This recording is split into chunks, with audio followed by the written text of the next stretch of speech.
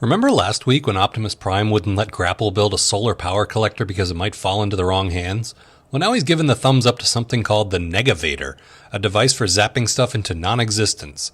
Oh, but this thing is built by Wheeljack, whose success rate is... Okay, so now we have definitive proof that Prime plays favorites, I guess.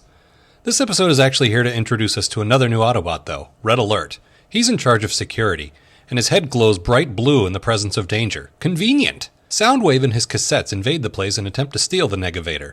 They fail, but manage to get a good hit in at Red Alert as they escape, knocking him on his ass and knocking all the sanity right out of him. Or crossing some wires. I don't know. They don't really make it clear why this makes him crazy, but I'm okay with it. Head trauma changes your personality in the animated world. I can cite dozens of Flintstones episodes as precedent here. I suppose now would be as good a time as any to mention that Red Alert is one of several Autobots in this new wave with a really fake British-sounding accent.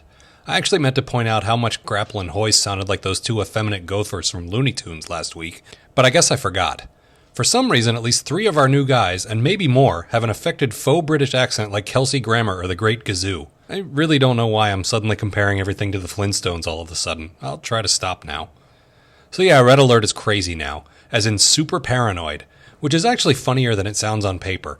It also leads him to ignore, either deliberately or by accident, it's not really clear, warnings of another Decepticon attack. Fortunately, we have another new Autobot, just a plain American accent on this one, named Smokescreen, whose special power is, well, I'll let you figure it out.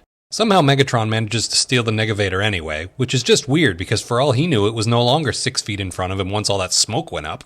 If you can't see a thing, you can't just assume it's where you saw it last. That just doesn't make any sense at all. He doesn't keep it for long in any case because... I've got morons on my team! Are you seriously just now figuring this out? I could have told you that somewhere around Transport to Oblivion. So Prime, concerned with the fact that Red Alert didn't warn them about the Decepticons, gets really insistent that he receive a complete overhaul and advances the posse toward the guy who's developed a serious paranoid streak. Man, that's great leadership right there.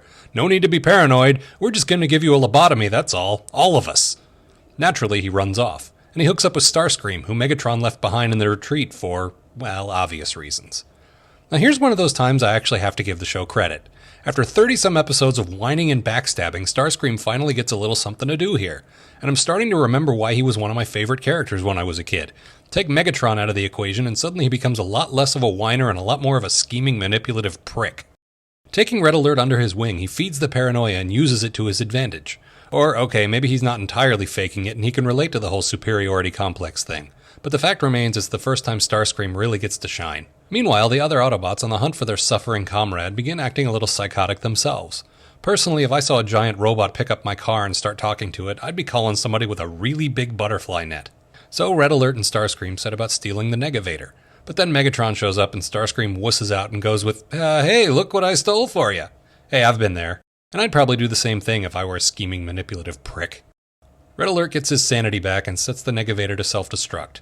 After about 5 minutes of deliberating about who should rush into the burning building and rescue him, they figure out that the guy who turns into a fire truck is probably the best choice. Yes, this looks like a job for... wait for it... white goo! Man, is there any problem that stuff can't solve? And now it's time for this week's science lesson. A blow to the head will make you crazy. A laser to your head makes you sane again.